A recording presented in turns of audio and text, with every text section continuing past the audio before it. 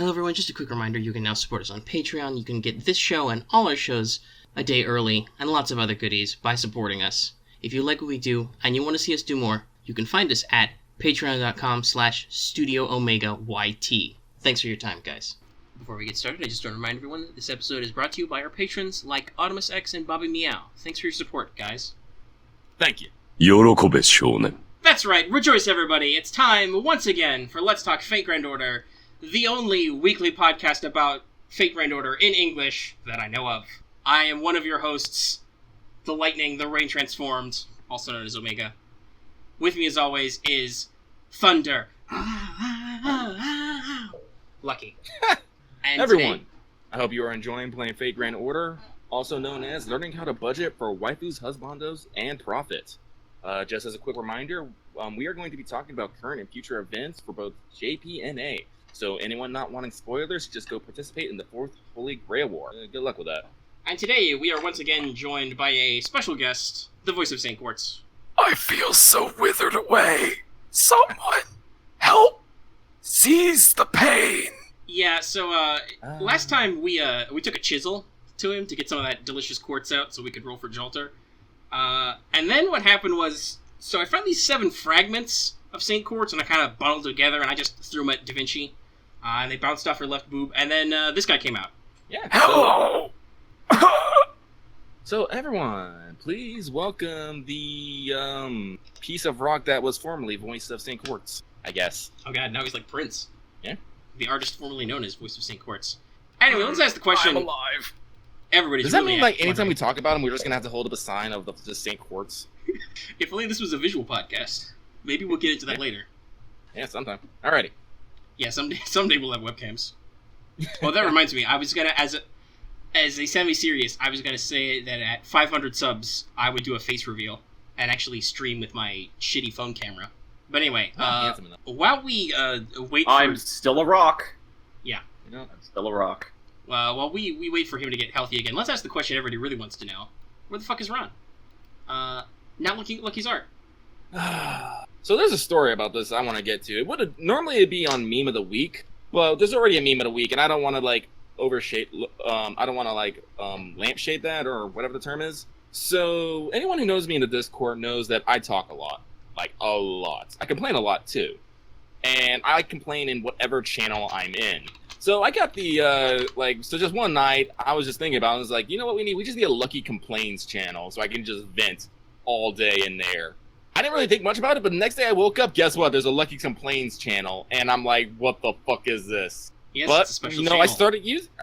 Yeah, so yeah, and I'm the only one who can post in it. Omega can too, because he's the admin, but it's like where I post, so it's literally just nothing of me complaining. And the thing that blows my freaking mind is people actually like it. Like, I've had at least 2 people say, it's like, this is like my favorite channel now, and it's like, why? Because complaining It's is funny. God. But yeah, no, that's this line is a joke from that because I complain about my art a lot. I'm constantly screaming about tits and legs and how I can't get them to look right. And our buddy Ron, he's an actual artist. He actually went to school for it, like several years. Like took like extra loads, so he did nothing but like drawing. And he's always asking me to see my art. I'm like, no, sir. Like, man, I am a horrible artist. Do not look at my shame. So Isn't that what art people do? They show each other their art. yeah, generally. But like, no, I'm not. I am not good art. I am shit tier. Leave me alone. Hiss. Alright, well, I let's say hiss and heckle. let's go ahead and get our usual rigmarole out of the way so we can move on to some actual topics, because the real reason because he wants to talk about stuff with us, and he likes the he's show. so excited. And his I'm amazing so face. excited. I'm so excited. I'm so scared. I really want to do a sound cue, but at the same time, I don't want to interrupt it. Anyway, let's check in with everybody's favorite Kohai, Mesh. 先輩、起きてください。 That's right, it's time for Wake the Fuck Up Senpai, our regular segment for Protips. Today, we're going to teach you about the damage multipliers for an NP, because this is an actual topic I think has some merit. So, actually learn what your damage on an NP is. Look it up, it'll tell you. An AoE usually starts with like 300% base, an ST will be more like 600%, but can be much higher. And then you can basically use this to reckon your damage baseline and then with buffs.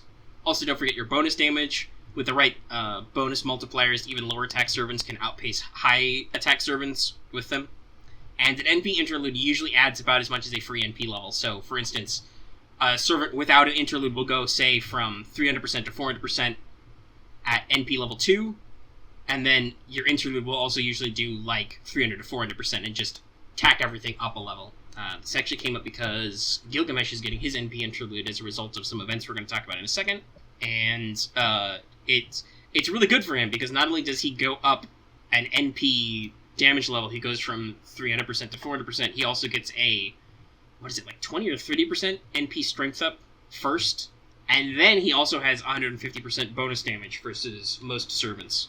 I just threw a lot of math out there, everybody's stunned. Yeah, I know, man. Well, I was just looking up, Nova because I was looking up Tom and Cat because I just reached MP5 with her, and just looking at the spread of her damage increase, like she starts off at 600, then goes, which is pretty good for 800%, but I guess it's probably because quick. Yeah, yep, 600%, 800%, 900%, then 950%, and then 1,000%. So the gains kind of taper off. So that's something to look. They usually do after a couple. So just like MP5 isn't gonna be like this god all end all. It's usually you usually have a diminishing, but it seems like MP3 is probably a good cap name. Well, if anything, NP2 gets you the ability to naturally overcharge. Yeah, which is usually pretty good. All right, let's do Records from the Throne, a regular achievement topic, real quick. So as you'd expect, protected John Alter's Smile. Got her to level 90, and then maxed my first skill ever to 10. That's her self-modification. Because it's real good, guys. Seriously, do self-modification. Also, I got Altera's Smile protected. Thank you, Horseshoes. And Mordred is now 100-100. That's right, I gave her all 5 Grails. Guess what I spent 90% of my Da Vinci EXP on? Because it's fucking hard. Unfortunately, my achievements are not as illustrious. I did get John Alter to 90, and I did get a couple skills to 10, but they weren't John skills, they were Tomo Cat skills. Because I saw the most recent meme list, and they have Tomo Cat down at C+. I'm all like, well, fuck you guys, I'm gonna love her to death anyways. It's funny you say that, because you guys are so C+, because, I got, like, several skills to level 10, and I even, like, grailed several servants and such. I'm so awesome. I'm so good at this game. I'm the best. Where's that chisel? Don't mind me. I'll just be over here. I'll be all the way over here, guys! How does the Saint Quartz run so fast? Anyway, let's move into Skelligrams. Let's talk about the news, because there's a lot of news. So first off, the APO Collab event is going to happen, or at least be announced when it's happening, or whatever, April 29th. They're going to have an announcement stream, which is pretty useful for them. I couldn't find a chisel. But apparently there's also going to be a Fate Apocrypha epilogue event. I'm not really too sure on the details of it. I've just been seeing it trending around Twitter. And it basically has all of the Apocrypha servants in swanky duds. So who knows, maybe it's going to be like some sort of commemorative CE. Yes, and they gave Semiramis a red dress and not a black dress. Perfect opportunity. Well, that's the thing. She's already wearing a black dress. I mean, but like, more black dresses, dude. It's not like when they went to 3rd Ascension, they were like, you know what? We should give her a blue dress. Well, I want to say, though, isn't she Assassin of Red? Yeah, well, guess what? She shouldn't be wearing red. Actually, find it. Let's. Are they actually all color-coded? That would be really easy. I wasn't paying close attention. I mean, granted, it's not like she doesn't look, like, great, like, A++, maybe even EX tier, as usual, but I'm just saying, guys. I'm just saying. He's just saying. Alright, let's talk about some NA stuff while I'm sure Lucky goes to look at art references. So, we got our 3-part advanced campaign for Fate XL Zero Order. Which, by the way, we're getting Fate XL Zero Order. We're going to talk about that in a second. That's technically happening later, though. So, first off, Gil got his NP interlude we talked about earlier. There was also is currently a limited time Mystic Code quest for Royal Brand. So everybody who is not playing FGO right now is forever screwed out of Royal Brand. and it gives you Quick Up, Star Gather Up, and Sure Hit, all single target, like 1 turn. Which is kind of lame when you think about it, because all the servants that you would actually use this Mystic Code for probably already have at least 2 out of 3 of those skills. Yeah, most servants who do quick stuff usually have their own quick buff, except I guess Lancelot doesn't quick buff him, but he also attack buffs himself. Yeah, let's see. Jack has a. Does Jack have Star Gather Up? Let's see, she has surgery, information No, okay, erasure, so she doesn't. and murder Jack on doesn't Jack. do her own Star Gather Up. Not that she needs it. She's because probably just like one of the few that could take advantage of this. Also, I don't know if Yeah, she let's needs it see because here. she generates so many fucking stars anyway. Yeah. Atlante has a quick up. Skahawk has a quick up. Atlante has a Quick Up and a Star Gather Up, Yeah. as does Skahawk. But it's only like an 80% chance. Ooh. So basically, this is just a little bit of quick support and crit support, and mostly just Sure Hit whenever you want it. Because I know that was a pain in the ass for me doing, I think, Free Quest in America. Shadow Shu Wen would just constantly spam his evade move, turn after turn, and I'm like, son of a bitch, I gotta withdraw. I gotta get out of here. Because he's a Lancer. I didn't pack any buff removal. So the next thing is we're currently under twice chance for super and great success, so you can get those right when you didn't need them, as always. But you see Lucky, or sorry, not Lucky, Omega. Actually, you too, Lucky, because this is a very important question. I need all the answers. Okay, so because it's twice the chance for great success, does the superstition for the whole great success equaling a super awesome gold card in my rolls, does that still apply? Is that like double the chance now? Is that how that works? / shrug. I execute the shrug command. Can I get more cool gold cards now? Is that possible? Because, great success means an awesome gold card in my 10 spins. That's what that means, right? I mean, it does certainly mean that you're lucky as it is, so maybe you should go ahead and try. But now I'm double lucky! Listen, I can handle that much the only officially sanctioned gacha ritual of Let's Talk FGO is you have to roll in the middle of the night, and you have to be willing to yell loud enough to wake your neighbors. Do also use I a mean, catalyst, if I though. was- That just I works. should try that. I should try that sometime. I should be shouting to high heaven Dreamweaver to say, like, Shuten or Raiko Yeah.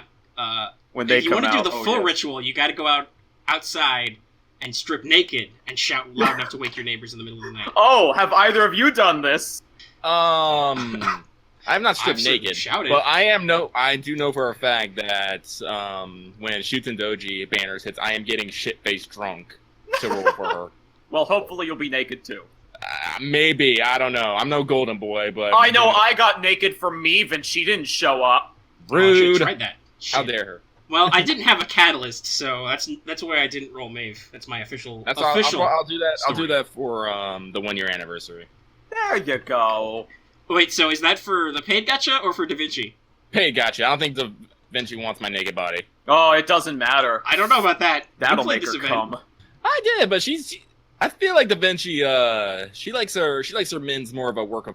I'm more of a diamond in the rough. I don't know. We do actually have an official Da Vinci's favorite servants list somewhere. Like, she has a personal collection of servants she likes, which includes Berserker Lancelot. So yeah, this is the great delay. I apologize in advance, guys, if this episode is like a million years long, but it happens. We'll break it up into small enough bites. Maybe we'll do that. Present Lucky, don't make any promises for future Omega. That's Present Omega to future Lucky's job. Is get future Lucky to write things down. We also are having a Fate Zero Advance banner. Gilgamesh and Artoria are rolling right up. So hey, Gilgamesh is limited. He's got a banner. And then Lancelot, Diarmuid, and Castor Gildorays are all the time rate ups. All of these are bonus servants in the event, which we will talk about later. And do remember that Castor Gilderay is a story lock normally. So this may be your chance to finally add him to your collection while rolling for Gil. Alright, and then we've also announced the actual Fate Accel Zero event. I don't know why they had to make the name so long, but it'll be running from 4/19 to 5/10. Yes, this event does run 3 weeks. Why? We don't know. There's been a theory that because apparently the original event back in Japan had a bunch of server errors and they needed to extend the event, and it just ended up being 3 weeks. And And then NA came along and said, "Hey, that sounds like a great idea. Well, guess what? We'll be doing this for 3 weeks. Yep. Also, I haven't checked on it, but they're having a Facebook campaign for 3 Saint Quartz. It's 17k likes or 6k shares. Getting a little ambitious now. They're trying. Well, we passed 2 million downloads. I'm assuming that like enough people should like it. Unfortunately, I quit Facebook, so my likes is not in there anymore. Yeah, no use. It doesn't matter. They usually get them within a few seconds anyway. Yeah, the shares is check. really the easy one. So also let's jump back to JP News. Hey, boy, I'm Anastasia excited Chapter now. Part 2 is happening. It actually happened. It's going to run until 425. Includes a rate up on the story locked Rare Avenger Antonio Salieri, and the limited SSR Ivan the Terrible, aka Ivan the fucking Swole. We're going to talk a lot about how enormous Ivan is. Dude, Mash doesn't even reach his entire pelvis. Yeah, no, he's huge. He's 5 meters tall plus, which, keeping in mind, this is a Japanese-made game made by Japanese nerds, so, like, 90% of all these female characters, of which there are a lot, are, like, super tiny. Because, apparently Japanese writers don't realize that it is possible for a human woman to be taller than, like, 5 foot in other countries. Yeah, really. Get this, the only one who's actually tall is, like, Fran. She is the only tall, like, woman in the entire game. Fran and Ketz is also decently tall. Oh, that's right. She's huge. She's enormous. She is actually, like, 6 foot tall, not counting the headdress, I think. Right. So, yes, she is a giant lucha. But otherwise, yeah. But everyone else, like, yeah, they're, like, the size of a child. Medusa says that she's a giant when she's, like, 5'7", 5'8". Though, obviously, she has a complex because her sisters I can still rest my chin on top of her head and be completely comfortable. Yeah, no. That's Like, right. I'm Lucky like 6 is foot. some kind of enormous beast. AKA, Hey, he's a human who's 6 feet tall. Yeah. But yeah, no, Ivan is huge. He's so huge he does not walk, he teleports. Yeah, no, it's real great. We're really stretching those limits. Also, we can talk about Antonio Salieri a little bit, because we mentioned him last time. We kind of talked about, like, what he does, his little niche and his weird mechanics, because he's got some uniqueness to him. But story-wise, now that he's actually, like, they've thrown his name out there, his name's not hidden or anything. It's just, he's a story lock. He's really cool. I don't know anything about him, so I'm like, I just know he's persona as fuck. Yeah, he's red, black, and angry all over. He is deep, brah. He is edge to the extreme. But he is But also like very unique. He is special. Mm-hmm. Is it like the good edge? It's the interesting edge. Like, it's not like, I am vengeance. It's more like, I am a figment of your imagination. Who am I? So it's not. I am an it's angry not man. Edmund Edge. He's not an Avenger, well, so he's... All Avengers are a little bit edgy. He's a bloodlusted edge. Mm-hmm. As a servant, Salieri is weird, because one hand, he's Antonio Salieri, the classical composer, who was a friendly rival with Mozart. Yes, he once was, but this man is no longer Salieri, as he likes to state a lot. Yeah, so he has been conflated with a urban legend of the Man in Grey, who supposedly killed Mozart, and also that was even a rumor after Mozart died, but I think it was some time before it became popular. It was an urban legend that Salieri was responsible, even though they were supposed to be friendly-ish. But so the Servant Avenger is like full-blown, yes, I totally will kill Mozart, the child who God loves. I am super edgelord. Yeah, My he music straight up is- says, as long as you let me kill people, we can be on good terms. Yeah, no, he has become part of some kind of killing urban legend, some kind of Reaper-like figure. And he's real boss. He's really cool. And he constantly questions out loud, who am I? Well, yeah, he has to ask, because he doesn't know. Is he actually the composer Antonio Salieri of history, or is he the Man in Grey, the fictional character? Oh. Heck, even his sword is symbolic. He outright says, like, yes, this is the knife that people have stabbed into my legend. And I'm like, that is Jesus, dude, this is massive edgelord you're getting right now. That's maximum edge. Like, holy shit! I want. And you believe him because literally he has a sword. For some reason, even though he is a classical composer. And by the way, yes, he uses that sword as, like, an instrument. He uses it like you would use, like, a violin or something. It's actually kind of badass. Yeah, no, I've It seen makes me animations, think of it's really neat. recreators and the girl who would use a sword and a Tommy gun as a violin. Right, yeah, just like that. That is just like what he's doing. But he's a persona. Yes, also, Persona. he's super red and black. Watching the Persona 5 animation, his color palette is totally like that. And he has a scary demonic form. So this is another servant where they put up a whole bunch of ideas on a DARP and threw shit at it. Kind of, but at least this one makes sense. Yeah, this was not we want to make a shitload of money, so let's kit bash some ideas together. This was well, supposedly I think I've heard it, when they write servants, they actually do like a little bit of surface level, not even surface level sometimes, but they do research into like, hey, who'd be an interesting historical character? Okay, what kind of works are they associated in? So I'm sure that they probably heard of Salieri while doing research on Mozart the Servant, and then it just happened in the writing. They were like, hey, we can turn this into a thing with all these urban legends and stuff, and they did. Yeah, when it comes to fate writing, I always find it very difficult to determine which came first, the concept of like what kind of person they wanted in the game, like, oh, we want to make a persona-like character or something like that, so who do we introduce into the game or something like that, or do they come up with the historical figure and then they're like, how do we make them awesome? Yeah, it's a chicken and egg argument, really. It could go both ways.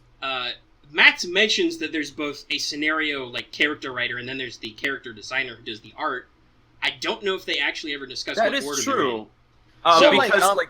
Some of them, I'm sure, are... I like to use Alien as a great example of this, because this we actually know for sure that Matsuryu did come up with a character design, and Nasu actually told him no. So, in that regard, I'm not even sure if he was given notes beforehand. They just kind of said, come up with something and we'll work around it. Well, like, another example is Thomas Edison, because originally they weren't expecting Thomas Edison to have a lion's head, but when the illustrators showed it, they're like, we love it, we're going to work around this. And they changed what they were going to do to conform that. Another famous example is actually Ereshkigal. They got two designs for Ishtar as Rin. One was the blonde version that became Ereshkigal, and one was the Ishtar we know who appeared earlier. So Nasu actually looked at them and were like, these are both great. We'll keep one and we'll reuse it. And then so one became Ishtar and one became Ereshkigal. Which is really funny because actually, I don't know if it's outright said or just heavily implied, but it's either way, they are not even the same Rin. The body that Ereshkigal uses has been heavily implied, at the very least, to be the Rin from Fate Extra. Which would make sense. Who has blonde hair. Yes, she is actually blonde. Spoilers for the next set of episodes for Last Encore, whenever those are. Whenever they are. But I figured, that's not really much of a secret, because a lot of people have been talking about that. Mm-hmm. Because Ereshkigal's been out forever, so... Yeah. Well, also Extra's been out forever. Yes. It's only just now that that Nasu decided to Nasu it up even more. But this is not Let's Talk Last Encore, which should be a thing. Lucky and I know are okay with it, but at the same time, we have a lot of what the fuck is happening. I feel like I actually have to go sit back and play Extra before I can go into a deep dive on it. Yeah, because even so, that's just kind of a surface factor that she has blonde hair. It doesn't really affect the story. It's just, hey, this Rin has blonde hair. Surprise! Yeah. So yeah, that's Salieri. He's got a really interesting concept and really interesting execution. And just he's super interesting. And I will be glad to throw tickets at him after I have wasted all my quartz trying to roll Nyalter. Oh god. I won't lie, Anastasia is a cute, but I'm all about that angry cat. Yeah, no. Luckily, they're on the same banner. Yeah, I was about to say, Lucky, I think you and I are going to be possibly pleasantly surprised by spooks of Anastasia while we're rolling for Angry Cat. Mm-hmm. Like, we are not mad if it happens, but we're after this cat, though. I have to say, though, that banner is definitely going to be the edgiest banner, because everyone in that entire group has a really sad story. Oh yeah, no. We talked about this last week. The worst story you can imagine. Atlantic Altar is like... Well, I think that's what they're trying to do, is they're trying to set the tone for Lost Belts. Well, let's be real. The Lost Belt is set in Russia, in a shitty Ice Age Russia. How else would it be? How could it not be terribly depressing? That's true. As I said, I think that's what they're trying to set as the tone. It's like, this is going to be a cold and dark story. Like, We'll you thought see you what saw some shit happens before? Nah. in the next Lost Nah. Belt, which I have forgotten what it's subtitled. I could look that up, but I'm It's not gonna like because we have. Oh shoot, it's German. It's like Oh yeah, that's right. It's uh, the God of Ramadan or something like Yeah, that. It's Guthrum basically Ramadan. German for Ragnarok. it's the end of the Age of Gods or whatever. The Guthrum Ramadan. That'll be fun. Hey, maybe we'll get to finally see Sigurd with his glasses. Bren, read it, please. Bryn said that he has glasses for some reason. Need That'll more be fun, Bren. and we get to see Eye Patch. We get to meet Patches, which will make some people Which, happy. by the way, oh god, I don't know. This is kind of spoilery. I mean, we gave the spoiler warning. But I just wanted to say about Lost Belt real quick. I have a few theories that are very quick, and I can just spout them out like pop, pop, pop. Go for it. We can And so I'm like, all right. Number one, Kaduk and Eye Patch Girl, they do not look like throwaway characters, especially considering the end of Lost Belt 1, which Mhm. I don't know if people want spoilers, but I'll just say Kaduk looks pretty important. If you think he looks important, well, he might be later, hint, hint, hint. And Eye Patch Girl also looks the same. Everyone else kind of feels like fodder to me up until Chapter 5 guy, yeah, who is their kind of de facto leader-ish yeah, that guy of the Cryptors. So, And then And- the two I was that just come gonna say- after him are the super edgy ones. oh yes, and after him, by the way, that leads into my second theory, super quick. I think there's going to be some traitors in the mix. I'm just saying, given that Cryptor leader guy is number 5 and not number 7. Yeah, no, and he doesn't even have the highest ranked one either. Despite the fact Indeed. that in the intro to Lost Belt, which has been translated, they say that the quote-unquote game they are playing with the human history is rigged in his favor, but he does not have the highest phenomena value. It's really interesting. No. So I'm thinking, especially considering that Chapter 6 guy looks like a backstabber, probably the Master of Assassin. I'm thinking that maybe Chapter 6 and Chapter 7 guy have their own plans, and they're just saving No, them just in case shit gets real. I think do theoretically know which servants they were supposed to summon, but that's also invalidated because number 5 Warthame also said that he summoned like 3 servants, Oh, of Jesus. which Canis is only 1. So fucking no. Who knows? Well, But yeah, all I there's know no is that servants. guy That's not doesn't look trustworthy. It's not going to be The fate Chapter unless 6 there's a guy. twist at some point. Oh, absolutely. Well, yeah, no, they're going to set And up the it's- rules of the quote-unquote game, and then they're going to twist it. Yes. And it's the perfect time, too, considering that he is the focus. He's clearly the focus of Chapter 5, which is not the end of the story, and it just so happens that the backstabby-looking guy is the chapter after him, and this other guy, who kind of looks like a Lancer-type dude, I'm not talking about the class, I'm talking about the type of character, you know, that guy who's like, well, I got my own plans. He looks like he's in something called the Sea of Trees, and I've heard some people speculate that means Garden of Eden. So, I mean, that sounds like the biggest possible plan to rewrite human history. I'm just saying, the dominoes, they line up and they're going to fall over, guys. Prepare Other than- yourself. Other than the first Lost Belt, which wait. obviously they talk about has a low phenomena value, and I'm guessing it's the third one with the Japanese character who has an even lower phenomena value. She's like rank E. God knows what the fuck she's even doing. So, I think she man. says in the intro, she's like, fucking whatever, I'm not even playing this anymore. I'm just gonna hang out, do what you want. Even so, man, it don't matter. They're gonna pull out something, man. It's gonna be incredible, and we're all gonna be like, "Whoa, I didn't see that coming." Dude, Did no, you play it? Let's not do it. I'm I not gonna don't- do I- it. Wait, just you I- wait. Voice called it. Voice called it. Really, I want to hit the button, but I'm not gonna. Okay. I'm not gonna hit the I button. knew, like, as soon as you said, I'm like, is he going to hit the button? I'm thinking about it. Let's see. But no, I was gonna look up what the Lost Belt times are. Yeah. So let's see. Starting at 4, which will 4 be the last one this year? Maybe. Probably. Yeah, probably. So Given the that's set in question mark 11,900. Doesn't say AD or BC. And Now, then, I have heard that they are going to try introducing, based on speculation, this is purely speculation, that they are probably going to try something related to Kali Yuga in that period of time, because of how deep in the time it is. Probably going to be back in the past. You know, it ain't going to be some future... Well, also, I believe that's because Lost Belt number 4's master, Scandinavia Peperoncino. Oh god! I'm so glad. that name. I'm so glad they say it's a fake name because it's Yes. a Nasu name, so I wouldn't be sure.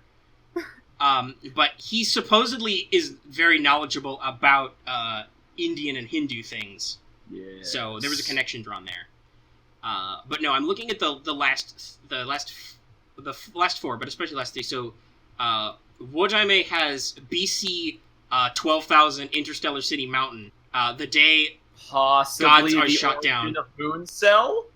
I played Extella, so yeah, I'm pretty sure that is when the White Titan appeared. Yes, that's one of the things I noticed is like, do they really want to actually like travel to the moon cell, like travel to the future? It kind of makes sense. Remember, yeah, but also it's kind of BC, seems though. like I don't think it's directly related to going into the moon cell, but I think it's related to when the White Titan and the Velver attacked. Because Sephar destroyed all the gods and then was killed by Excalibur, which would probably make a actually get to see like Excalibur being released. That'd be some shit. Yeah. And then Lost Boat number 6 with Beryl Goots with the difference depth is EX. That's set in AD 500 Round Table territory. I wonder who will show up, and I wonder if MASH will get an upgrade. That'd be great. Well, she got a new skill set, so they're gonna do something with that, hopefully. Yes. But yeah, it's the day a star is born, so... Galahad's being a prick, so he's gonna stop being a prick at a certain point. Also, I mean, I kind of don't want to wait that long for Morgan, but also, that'd be a real great point to insert Morgan. Oh, that'd be fantastic. Oh, yeah. And now the question... also, that means you don't have to worry about inserting more saber faces, because you're already going to have all your favorite saber faces. Though, DW, my girl Mordred can also be a berserker, so, just help me out a little. I have also heard the wild speculation that Merlin might be a villain here, and I'm like, that's laughable, but at the same time would be awesome. I mean, if it's an alternate history, it could happen, because he's half something that maybe... He's half human, half something else. So, indeed, he's half incubus. Yes. Yeah. So he's part demon, and demons are real bad news. And then the last one is just full of question marks, so who the fuck knows? BC question mark, Sea of Trees. Yes, and all we know about the date? BC. I wonder if it's connected to the Bible! It could be. Yeah. And then there's... Saber Gills, you're ascended, and you're so sad. There you go. Now you've got your bonus disturbance out of the way. So let's see. Well, let's talk about the hunting quests because those are ongoing. We're about an hour from the skeleton one ending, so for us. So guys, I hope you got your bones in, aka your. Oh, I got so many bones after this. I'm so happy. By the way, the new skellies, I love the design of the new skellies. Oh yeah, how carving that fucking bow is like yes. Yeah, dude, no, they got Lucas bows. I will say though, it's funny. The joke I was about to make, did you get your bones, aka your gold archer embers? Because I got a lot of those too. Oh god, yes. The brown chests are gold archer EXP cards. And I'm like, I mean, I'm trying to raise Gilkun, so that's not terrible, but I really appreciate those bones though. So tomorrow it'll be Amazon's, but anyway, let's talk about the details. So, high difficulty quests for specific farming. They said high difficulty, by the way, not me. They're not really that high difficulty. I mean, I usually lose somebody, but that's just because my strat is usually Jolter Liz support Skahawk with 2030. Oh yeah, I was gonna say for the skellies, just bring in Skahawk, and then you just go to town. You're good. Yeah, just drop your NP. Hey, guess what? She has 2 steroid skills that apply because damage versus undead. Mm-hmm. Just one shot. Quick that final boost. Guy. Crit gather. Yeah, no, she's good. She's good at this. We'll see what I do about Amazons tomorrow, or later today, as it may be. Each quest also gives mana prisms, but it's basically like doing a daily quest. It's not a lot. It's like, let's see, there's 3, 4, and then 5, so that'd be like 12? Not a huge deal. A new quest unlocks each day. You can run the quest as many times as you like. The quests do go away at the end of the day, so you got a 24-hour period. So hopefully you've got some apples left after Da Vinci, which I certainly do. I still have over 90. And so we did a whole news episode in this. Future Lucky, you can go ahead and tell me the time code so we can link to that down below. But I used my advanced future casting. The first day was Skeletons, which drops Bones and Archer Gems. The next day should be Amazons, which will drop Plumes, Seeds, and Saber Gems. That should be the same day this comes out. The next day will be Bicorns, which will drop Warhorse Horns, Homunculi Babies, and Lancer Gems. The 4th day will be Gazers, which will drop Bloodstone Tears, Hero Proofs, and Archer Gems. God knows if people need hero proofs. They're giving them away. Can we please switch them to bones already? Thank you. Yeah, God. I'd love a different Ascension material. And then the final day will be Spriggan, which will drop Gears, Spirit Root, and Saber Gems. I'm really excited about that day because I need some fucking gears. Yeah. Oh yeah.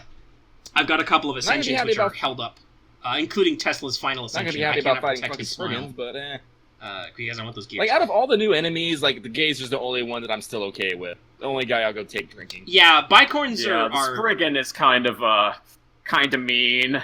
Yeah, the Bicorn bullied my Jolter a lot during the Da Vinci event, so, he's an asshole. Spriggans are just assholes in general, fucking triple-stapping crit rate and crit damage buffs. Yeah. Just boop, boop, boop. Alright, asshole, get over it. You're gonna crit. You're gonna crit, and you apparently don't have a dick, so my Urali solution doesn't work.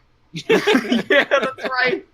That's, as I learned in America, because Urali was my solution to Kualter. Doesn't work on Spriggans, though. And that's a lot of news. Let's move to Chaldea Free Talk. So, let's do final thoughts on the Da Vinci event. Last time, when we talked about it, we were part of the way done with the story, and then, obviously, hardcore farming still left. So, now we're done with the story, and obviously the event has ended this day. It ended technically at midnight the previous, so, like, 23 hours ago, looking at the clock. Yeah. So, story-wise, it was pretty good at the end there. Counterfeit Bryn was as funny as expected. Now I understand that ship. Yes, now it all makes sense.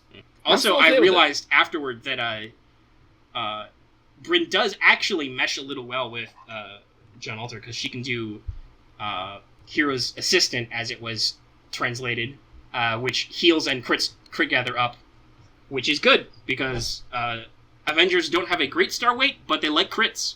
Which is ironic. I'm sure it's a deliberate design effect, because otherwise they would be horrible monsters. Well, I called ironic. They are already actually horrible monsters, but anyway. So yeah, the event was good. The ending was pretty on point. You know, it really rounds out and establishes John Alter's character going forward. That she is definitely a meme. Yes. She is a literal meme. That is why she is summonable. Though I do find it hilarious. She has a line, there's nothing cute about me? Oh yes, the biggest lie in FGO history. Yeah, she gets a little Why would self-hatred. anybody like me? There's nothing cute about me. I even screenshotted it. It was so beautiful. Yeah, you and everybody Such a else. beautiful lie. I think for like a good 6 hours after that, the subreddit was ablaze with posts of that screen cap.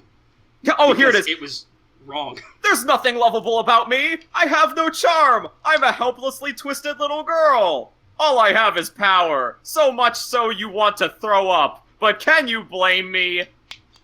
It's like, Best I'm just lines like, in FGO history, I swear. It's like, can you poetic. blame me if I just want to hug you tight and rub your head until you're unconscious?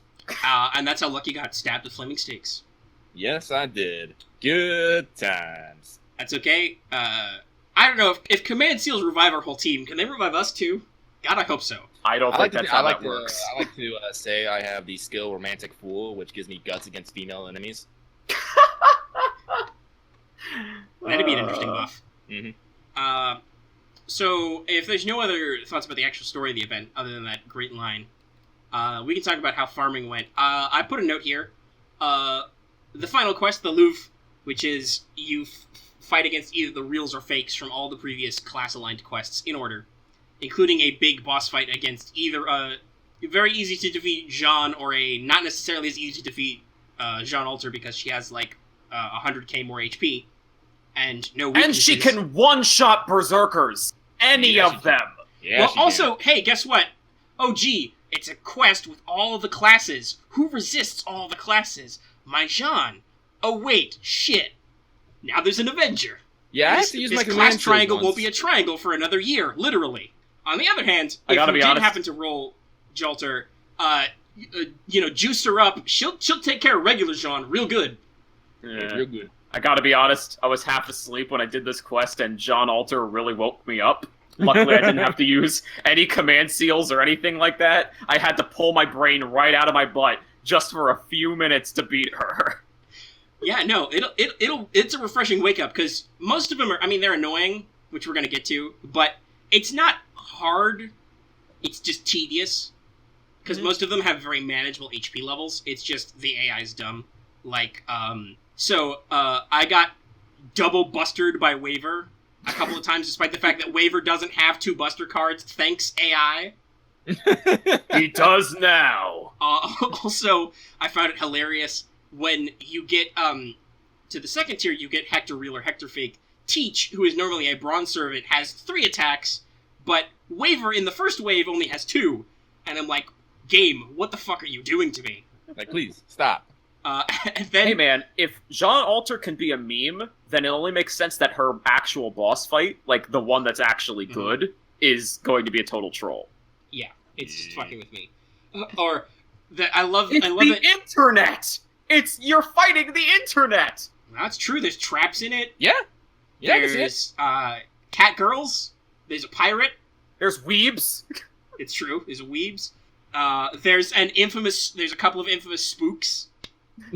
It's very memey, yes. Though I gotta say, every time I saw Dion Real, I was like, oh, thank God. There's a noble phantasm I don't have to worry about. Yeah, really. Oh, gee, attack down, Yeah, that's it. and then maybe you charm me. By the way, it only ever charmed Kyo in, like, the back row, because my Of course. backups was Berserkers. I'm like, great, okay, I really need you to bust her chain right now, Kyo, but you're fucking swooning. Thanks. Thanks. That's the thing that I've learned about FGO. FGO, like, what it boils down to, it's literally a race against the clock for you to get off your Noble Phantasm before they get their Noble Phantasm off. Or have an endurance strat. Kinda, yeah. It depends on what you're doing. And hopefully they die. If they get their Noble Phantasm off, you're gonna die.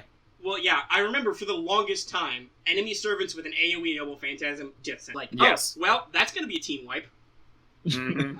Now it's at a point where most people, I assume, have been playing like the whole. Your team's pretty high level, if at least the ones you're using a lot. With the right skills and setup, you can survive the right kind of AoE. Like if it's against class advantage, you'll live. You might not like live because guess what? Noble Phantasms also are crammed full of nasty debuffs usually. But you'll be okay.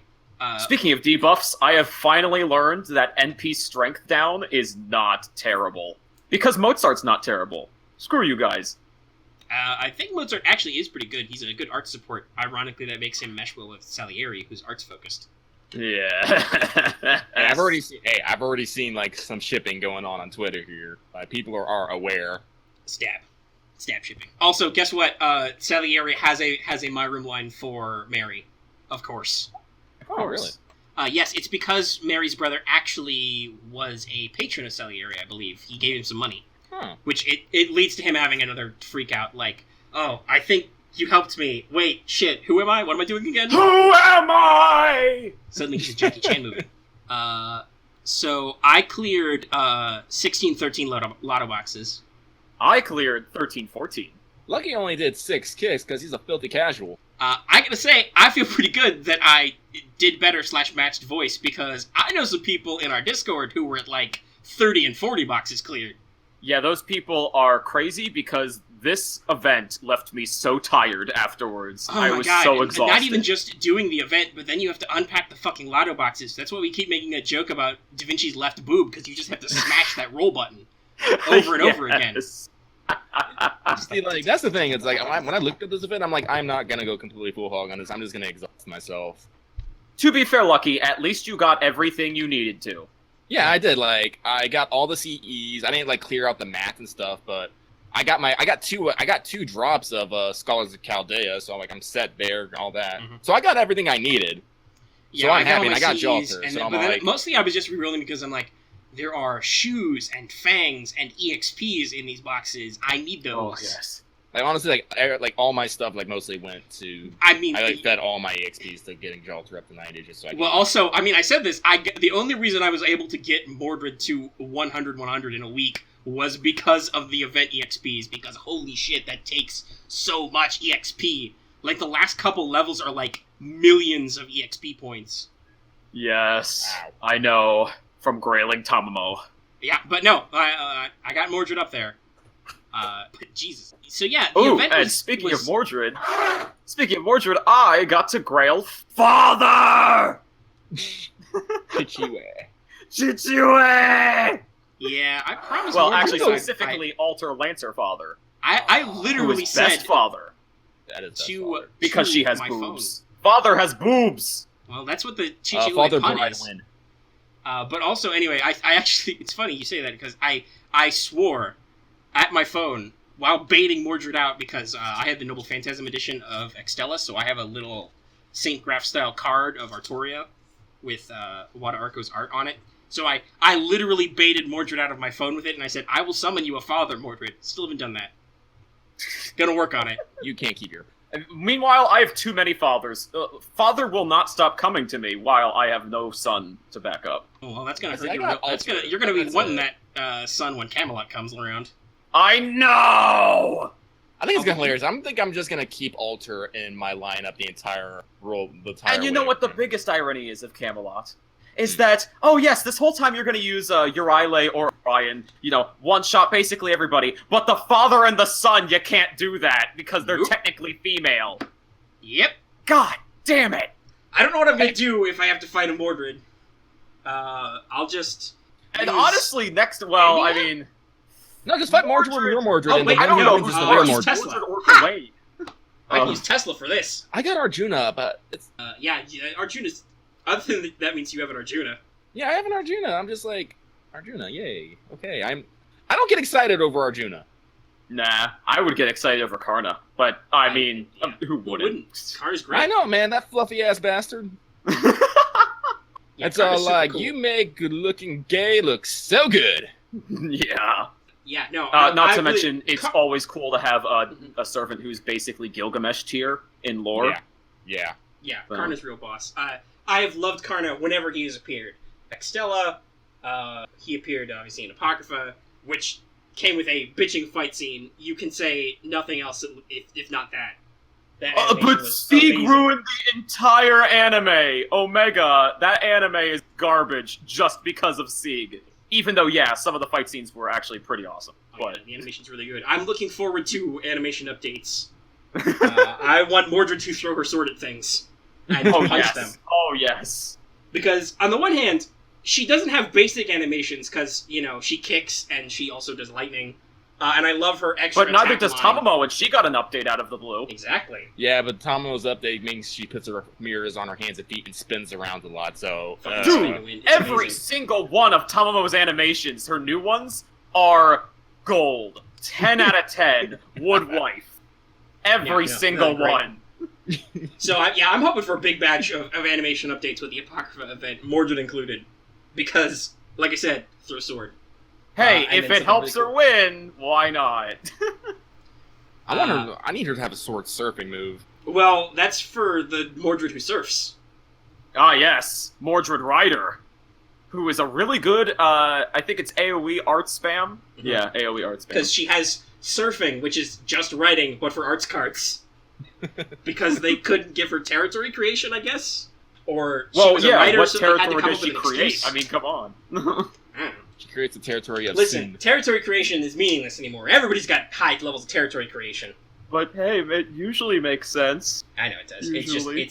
It's funny because Sherlock had EX rank territory creation, and then Semiramis canonically had it before, and now Anastasia has it, but she also has an NP for it that makes sense that's not used in the game. Well, yeah, she makes sense. I mean, she's basically the reason we're even in the tundra right now.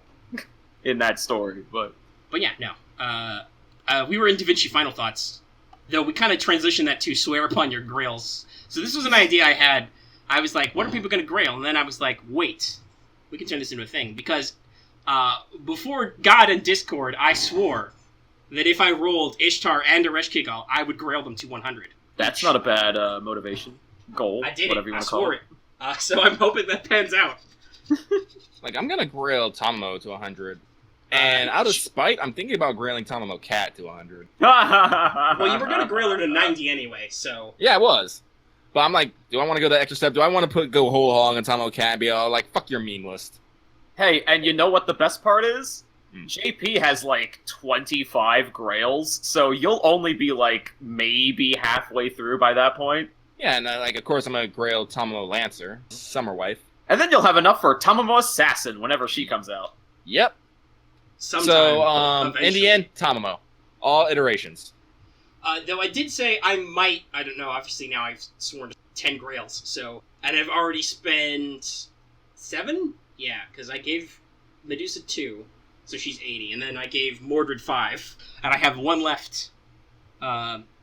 But I don't know if I've got any other free ones, but I have strongly considered spreading out some more Grails to the Gorgon Sisters. Because I'm basically like just grailing everyone who I use actually all the time, such as Tamamo, Jack, and of course Father.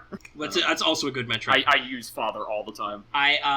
What we were told once by our Discord, by our veteran players, was Grail to 90 for utility, Grail to 100 for love, because grailing to 100 is a chore.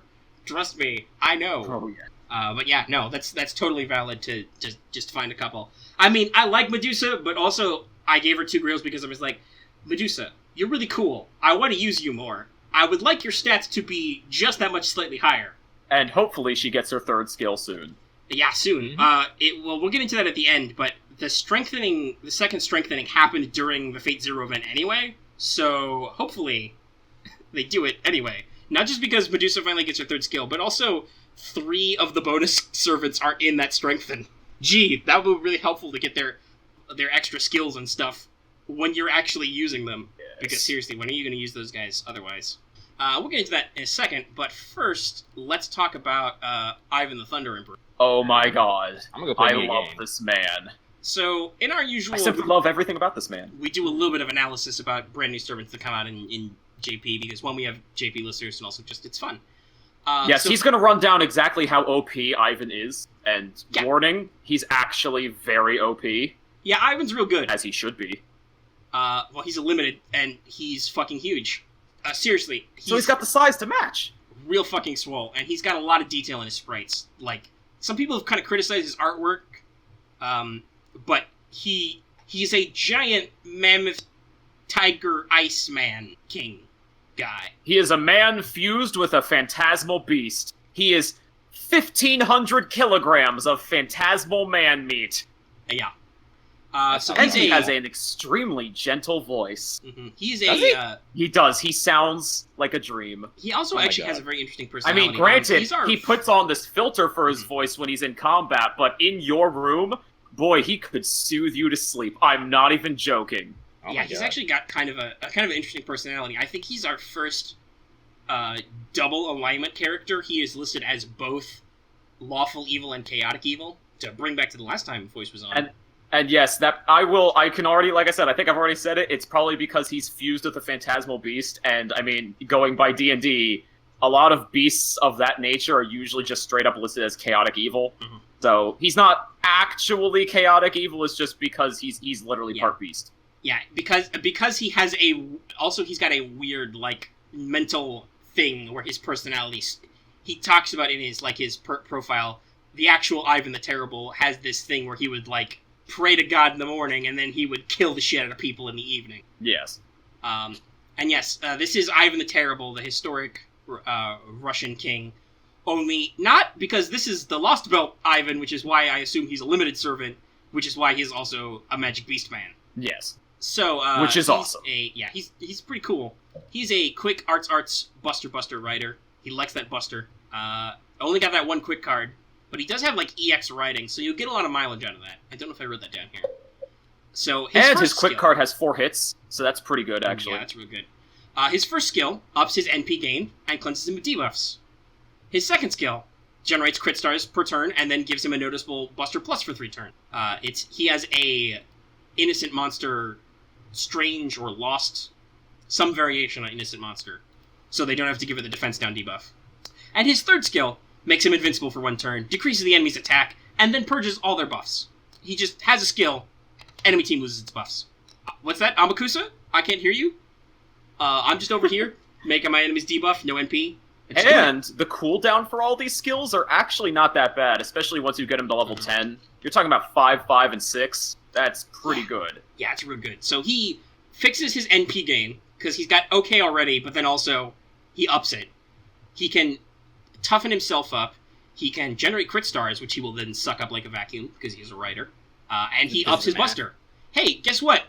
He has got a pretty standard AoE buster NP, which increases his NP strength quite a bit beforehand, and then the enemy gets buster resistance down for 3 turns. Which means if you can actually get him to fire a second one, he does quite a lot better. His base damage isn't necessarily better than, say, Drake or Iskandar, but it's about on par, and then also he has several ways to buff himself to do that. So he's a real beatstick with a lot of HP. Unlike those two you mentioned, he can actually protect himself. Yeah, he's got a self-defense skill, and he can clear his own debuffs. So he's pretty self-sufficient. I'd say he needs a little bit of support, but then he meshes perfectly with your friends Merlin and the Buster Crit meta. So, well, who doesn't? So, I will say, based on reading and looking at his stats and stuff, he's a little selfish. He doesn't do much for teammates, other than the fact that he lowers the enemy's stats and clears their buffs. He doesn't do anything for other teammates. He's gonna vacuum up all your stars, and he doesn't have any crit-enhancing skills. He just has Buster cards. So he doesn't really capitalize it other than just having a shitload of HP and attack and being able to do Buster buffs. So, like a true Sovereign, you're basically gonna have to make a team completely around him. Yeah. You're going to have to cater to him because he will not cater to anyone else. Yes, everyone's going to have to work for him. And he doesn't have Pioneer of the Stars, so he can't do that, like, zero turn setup, like you can with, say, a Drake. Right. So he's probably not better for straight up, like, farming, but if you're considering your SSR riders with Buster NPs, he's pretty good at his job. Yeah, he might actually be able to surpass farming in certain instances. Like if you've got some really annoying enemies alongside I would say bring him. Yeah. Also, we like to talk about NP production values. The man has a 3D model for his Mammoth League. Oh, it will break your phone. It's amazing. It's like, and it's not like the yeah, I've noticed that with Lost sprite. Spells is that they're moving into 3D models because I think it's not like the Nash's 3D new sprite that animations are Helena 3D has now. either. Because her UFO has like a little bit of 3D effect, but I think it's just like proportional. Like, no, like there actually is full blown perspective and like camera direction on his giant mammoth that shoots a giant laser. Oh yes. We're talking like Castor Nero levels of detail here. I would say I'd compare it more to Hanging Gardens of Babylon, Also, like because that was completely 3D as That's well, right, and it was huge. So that's a giant 3D structure that also shoots a giant laser. yes, I'm noticing a pattern here. I wonder We if like giant Semiramis lasers. and Ivan hang out. Oh, they probably do. They're both lawful evil. They probably agree on a lot, actually. Or I maybe bet they there's a won't lawful- because they're both lawful evil. 10 out of 10. I bet there's a lawful evil club in Chaldea where all the lawful evil characters hang out. I mean, there is an obvious villains club, basically. They would make a great couple, actually. Semiramis and Ivan the Terrible. I'm shipping it. Oh, poor Does Anastasia. Semiramis just like sit on Ivan's shoulder and get carried around? She Kind of like. totally could. And they Kinda would just like. they would just boop boop boop teleport everywhere. It's great. Giant beams. She can summon her phantasmal beast familiars, her children of Tiamat. Gee, I wonder. That's not gonna be the thing. Anyway, yeah. So Ivan's real good if you're looking for an SSR rider. Also, he's real cool. We've covered this. He's pretty neat. But I do want to get on my high horse for a second. I'm sorry to interrupt. I'm just gonna push you past for a second, Omega. I just want to say that because of Ivan, I just like FGO means a lot to me, obviously.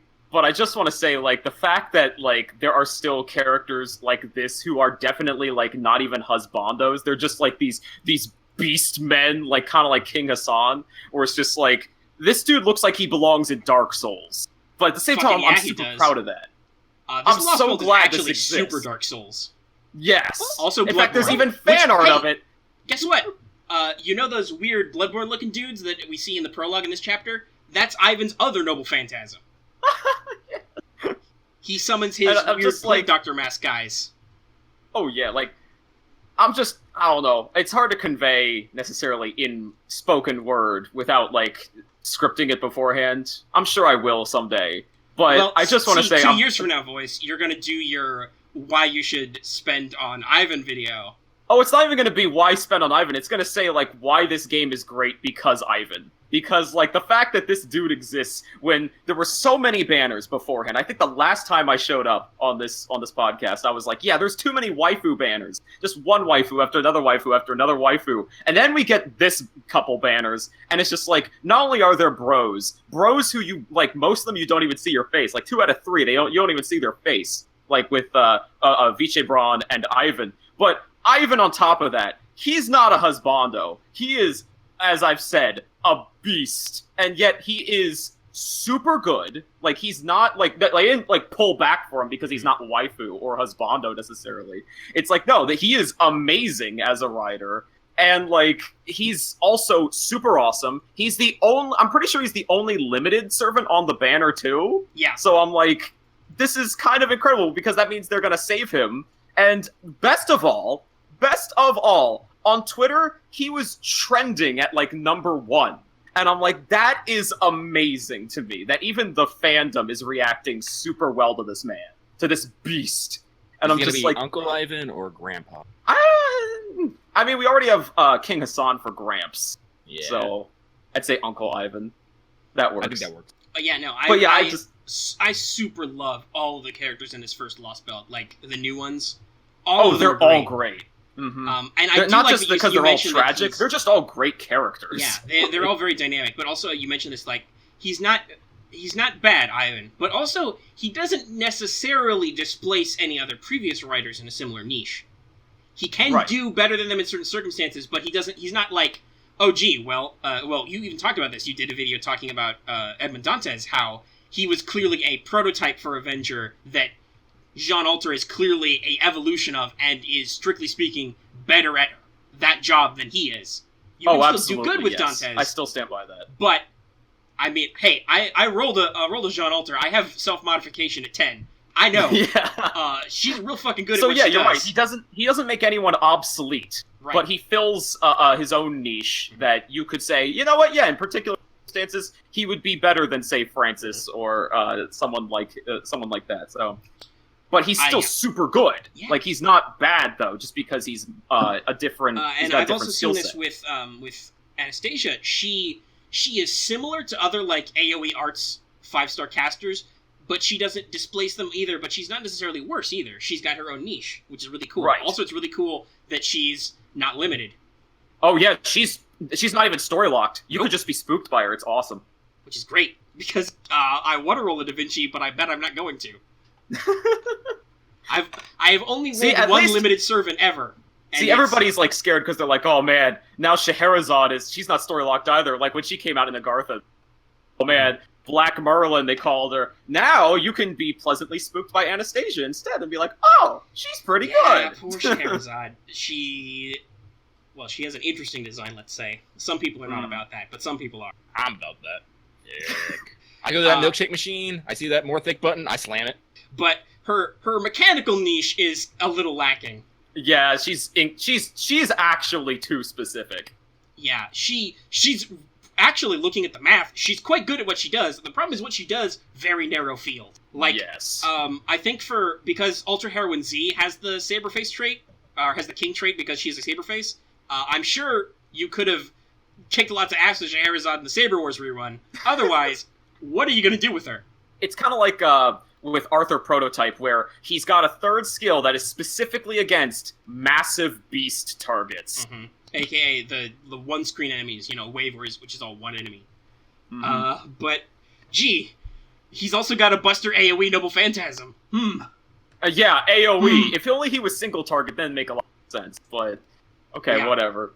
But anyway, I just want to conclude just saying I am not only proud of the fandom for responding well to Ivan, but because of that, it allows the game to respond well in return and keep making servants like Ivan, who do look different, who do look badass. They're not just a husbando even, or a waifu, definitely not. Yeah, I gotta tell you, I'm honest. So cool, If I'm being honest, like, Ivan's really cool, but also, I like my boy Asterios, and there's a new sprite for him in the Lost Belt chapter, which, theoretically, his story sprite is a mirror of his combat sprite, which means there should be a playable version of him. He's also super huge, so, I'm hoping for Minotauros.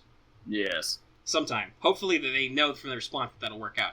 Alright, so let's see. So we're at about an hour 10. So I'm going to put a note here. If I want to split this into 2 parts, we're splitting it about here.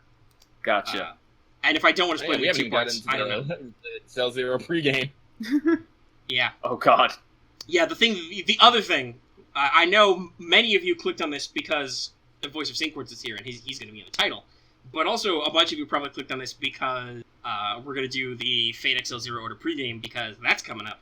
Yeah, we know what you people want. And it is a long pregame. Well, every time we do a pregame for an event, which is basically our way of saying an event guide, we always get lots of views on it. Like I said, our Da Vinci pregame one is like our second most popular Let's Talk FGO after with Voice of Saint Quartz. So, yeah, let's talk about Fate Accel Zero Order. So this is your Fate Zero collab. It's written by Gen Urobuchi, the Uro Butcher himself.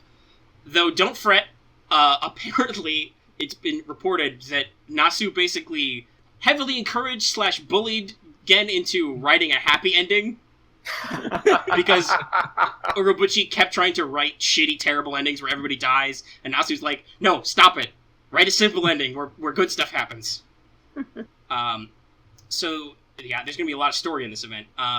It's a bit like Garden Order and Valentine's in that it's a mission event, and it has coin drops determined by bonus servants. So, yeah, I'll read off the bonus list. Yeah, go ahead and read off the list. I can drink some water. Yeah. Alright, so here's the bonus servant list, and remember it drops what matches in the class trying. So, Artoria and Saber Gills improve Lancer Insignia drops. Gilgamesh and Gilkun, the Chow Gil, the rare one, will improve Saber Insignia drops. Daramud improves Lancer Insignia drops. Nope. Iskander and Alexander. That's Archer Insignia drops. Daramud improves, buddy. So you already forgot the rule. My bad. Improves Iskander and Alexander improves spell insignia drops. Waver, Gills, and I can never pronounce the name. Irisville improve killing insignia drops. Cursed Arm, 100 Personas, and Emiya, Assassin, improve Cavalry insignia drops. Lancelot improves Madison, and Anger Manu improves all insignia drops. Vinci proportionally improve the class drops of the equipment. Yeah, so like the rare one, which you get one of them for free in the event, improves it by like 1, and then the SR is like 2, and then the SSRs you can get in the banner are like 3. Also, I don't know if I've said this on mic before, but I have a lot of friend points saved up after the Da Vinci event, so yes, I will be doing another roll stream for Anger Manu. Oh yes, I literally started at 0, and now I have, what is it, I think 250,000 friend points. Yeah, Wow. I am I'm like 2 like 5 or 6. I'm just under there myself. I'm playing FGO right now, so I couldn't tell you. So, and yeah, hey, I learned that the friend point summon counter caps at 999. Yes, it does, 999 plus. So I will be rolling all of those on stream to try and get some Anger Manus, and thus I will probably be getting 5 copies of what they have translated as Hassan of the 100 Personas. So yeah, that'll be It was fun. actually not that bad a servant, by the way. No, I think their designs are cool. All the Hassans are pretty neat. I'm gonna be okay. Well, I mean, with, like, yeah, just from even a gameplay standpoint, actually not that bad. So yeah, I'm. Then not again, that none of those songs. Guess what? Not that I really need assassins anymore, because I rolled Jack on a ticket, and then in my Jolter spree, I got Setheno and Carmilla. So I think I have all the gold assassins that exist in this game, because I have my Shiki welfare also. So there's that. On the other hand, if I need to use a low rarity assassin, I no longer need to rely on my good buddy Mr. Jekyll, or Dr. Jekyll, I should say. But do you have Carmilla? I do. Do you have Carmilla? Yes. Are we doing the audio thing again? Do I need to drop in and drop out? He said he has Carmilla. Oh, he does have Carmilla. Okay, I'm sorry. Do we need to connect and disconnect? I gotcha. All right. I can hear you now. All right. Yes. Like I said, I think I literally have every gold assassin that exists right now. And we'll see if I can continue that trend, because on Halloween I'm gonna roll for Cleo. Maybe. Hopefully. Cleo is a doll. I will totally roll for her. I have this thing about ancient Egypt I've had for a long time, so Egyptian servants are pretty up there. Like, I don't talk about Ozymandias much, but the fact that he's Ramses the Great, that's pretty important to me. Also, Cleo moonwalks.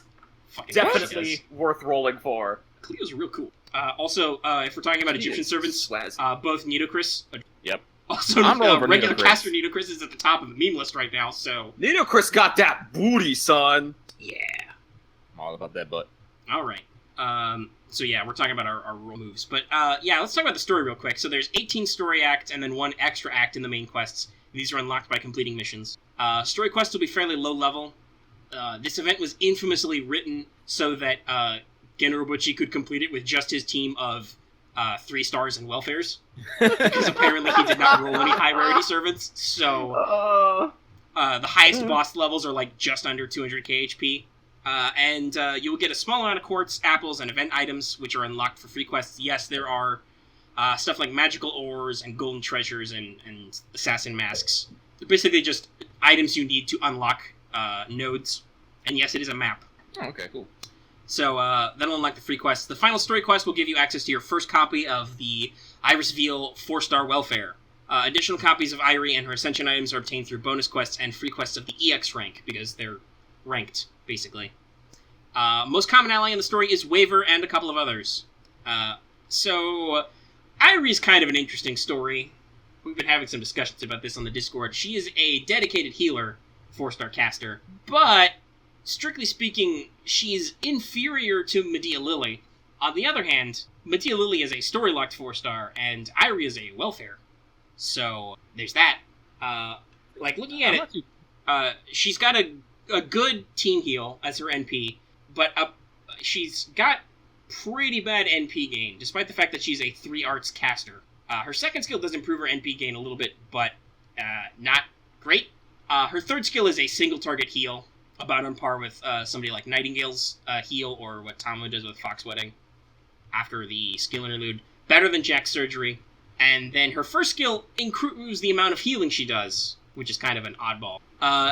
So Irie's a little weird, but if you don't have a healer, she's free. That's always a plus. I'm trying to think. Nightingale, would you consider Nightingale a good healer? I mean, she is a berserker. Nightingale is weird, but she is pretty good at healing, I would say. Yeah. Theoretically, Nightingale is good at healing. The only problem is that, I think, Voice, you actually said this in your video about her. Most often you're using her healing skill to heal herself, because she is a berserker. Yes, that is the biggest issue, because she's a berserker. So, if you're talking about common healing, you're much more likely to see Tomo, because her skill interlude on her third skill means she does quite a pretty good single target heal, and also does an boost on it. Jack is also a great boost. Pocket healer. Surgery doesn't necessarily heal a whole bunch, but it heals enough, and it has a fairly low cooldown. And Martha does a little bit of healing, if you're looking for excuses to use St. Martha. She's a support rider. You kind of need a reason. Yeah, I cannot wait till Martha's strengthening quests either. Yeah, because then she can strip buffs. And then let me see. Mary is technically a healer, but mostly, again, I think she ends up, because her skills are about keeping herself alive, because Mary is shockingly a cockroach. Not like a Cthulhu level cockroach, but she's fucking hard to kill. She has a team heal on her NP. She has a invincible 3-hit skill, which is HP per turn, and then she has a self-heal skill. She's hard to go down. What's up, my homies? Just imagine this little bug shouting that at me in my kitchen. Galerion, if you're listening to this so far, I need a Photoshop. Put Mary's head on cockroach. What's up, my homies? That'll be a video backdrop. So I think the best dedicated healer in the game is like I said earlier, is Medea Lily right now. But again, story lock. So a little rough. Iris Veal, funny enough, is a little too dedicated to healing. Yeah, that first skill, which is just, I believe it's just improves the amount she heals. That's all it does. That's a little rough. That's all it does. That's a little rough. She doesn't actually get her healing skill until the third one. But you have to ascend her anyway as a mission, which we're going to get into, so it's okay, I guess. It's just, her actual healing numbers are okay, her skill set's a little and like I said, her NP gain is supposed to be pretty terrible, which is bad. It's real bad. Yeah. When servants have awful NP gain, it sucks.